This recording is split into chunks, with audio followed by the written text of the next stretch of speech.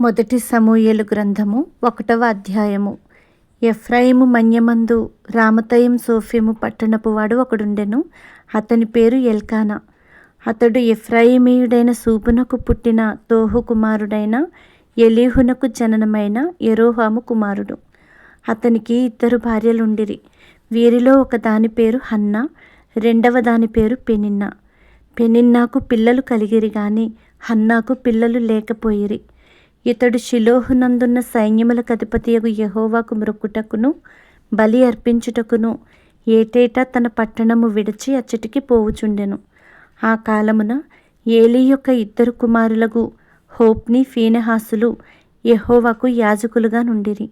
ఎల్కానా తాను బల్యర్పణ చేసిన నాడు తన భార్యయగు పెనిన్నాకును దాని కుమారులకును కుమార్తెలకును పాళ్ళు ఇచ్చుచూ వచ్చెను. కాని హన్నా తనకు ప్రియముగానున్నందున ఆమెకు 2 పాళ్ళు ఇచ్చుచూ వచ్చెను. యెహోవా ఆమెకు సంతు లేకుండా చేసెను. యెహోవా ఆమెకు సంతు లేకుండా చేసియున్న హేతువును బట్టి ఆమె వైరియగు పెనిన్నా ఆమెను విసికించుటకై ఆమెకు కోపము పుట్టించుచూ వచ్చెను. ఎల్కానా ఆమెకు ఏటేటా ఆ రీతిగా చేయిచునుండగా హన్నా యెహోవా మందిరమునకు పోవునప్పుడెల్లా అది ఆమెకు కోపము పుట్టించెను గనుక ఆమె భోజనము చేయక ఏడ్చుచూ వచ్చెను. ఆమె పెనిమిటి అయిన ఎల్కానా, హన్నా, నీవెందుకు ఏడ్చుచున్నావు? నీవు భోజనము మానుటయేలా? నీకు మనోవిచారం ఎందుకు కలిగినది? 10 మంది కుమారుల కంటే నేను నీకు విశేషమైన వాడను కానా అని ఆమెతో చెప్పుచూ వచ్చెను. వారు షిలోహులో అన్నపానములు పుచ్చుకొనిన తరువాత హన్నా లేచి యాజకుడైన ఏలీ మందిర స్తంభము దగ్గరనున్న ఆసనము మీద కూర్చొని ఉండగా బహు దుఃఖాక్రాంతురాలై వచ్చి యెహోవా సన్నిధిని ప్రార్థన చేయుచు బహుగా ఏడ్చుచు, సైన్యములకు అధిపతివగు యెహోవా, నీ సేవకురాలనైన నాకు కలిగియున్న శ్రమను చూచి నీ సేవకురాలనైన నన్ను మరువక జ్ఞాపకము చేసుకొని నీ సేవకురాలనైన నాకు మగపిల్లను దయచేసిన ఎడల వాని తలమీదికి క్షౌరపు కత్తి ఎన్నటికీ రానియ్యక వాడు బ్రతుకు దినములన్నిటను నేను వారిని యెహోవా వగు నీకు అప్పగింతునని మొక్కుబడి చేసుకొనెను. ఆమె యెహోవా సన్నిధిని ప్రార్థన చేయుచుండగా ఏలీ ఆమె నోరు కనిపెట్టుచుండెను. ఏలయనగా హన్నా తన మనస్సులోనే చెప్పుకొనుచుండెను. ఆమె పెదవులు మాత్రము కదులుచుండి ఆమె స్వరము వినబడకయుండెను గనుక ఏలీ ఆమె మత్తురాలై ఉన్నదనుకొని, ఎంతవరకు నీవు మత్తురాలవై ఉందువు? నీవు ద్రాక్షారసమును నీ యొద్ద నుండి తీసివేయమని చెప్పగా హన్నా, అది కాదు నా ఏలినవాడా, నేను మనోదుఃఖము గలదాననై ఉన్నాను. నేను ద్రాక్షారసమునైనను మద్యమునైనను పానము చేయలేదు గాని నా ఆత్మను యెహోవా సన్నిధిని కుమ్మరించుకొనుచున్నాను. నీ సేవకురాలనైన నన్ను పనికిమాలిన దానిగా ఎంచవద్దు. అత్యంత కోపకారణమును బట్టి బహుగా నిట్టూర్పులు విడుచుచు నాలో నేను దీని చెప్పుకొనుచుంటిననెను. అంతట ఏలీ, నీవు క్షేమముగా వెళ్ళుము.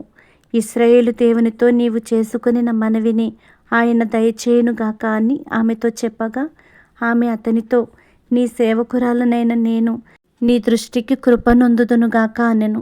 తరువాత ఆ స్త్రీ తన దారిని వెళ్ళిపోయి భోజనము చేయుచు నాట నుండి దుఃఖముఖిగా నుండుట మానెను. తరువాత వారు ఉదయమందు వేగిరమే లేచి యెహోవాకు మ్రొక్కి తిరిగి రామాలోని తమ ఇంటికి వచ్చిరి. అంతటా ఎల్కానా తన భార్యయగు హన్నాను కూడెను. యెహోవా ఆమెను జ్ఞాపకము చేసుకొనెను గనుక హన్నా గర్భము ధరించి దినములు నిండినప్పుడు ఒక కుమారుని కని, నేను యెహోవాకు మ్రొక్కుకొని వీనిని అడిగితిననుకొని వానికి సమూయేలను పేరు పెట్టెను. ఎల్కానాయును అతని ఇంటివారందరును యెహోవాకు ఏటేటా అర్పించు బలి నర్పించుటకును మ్రొక్కుబడిని చెల్లించుటకును పోయిరి.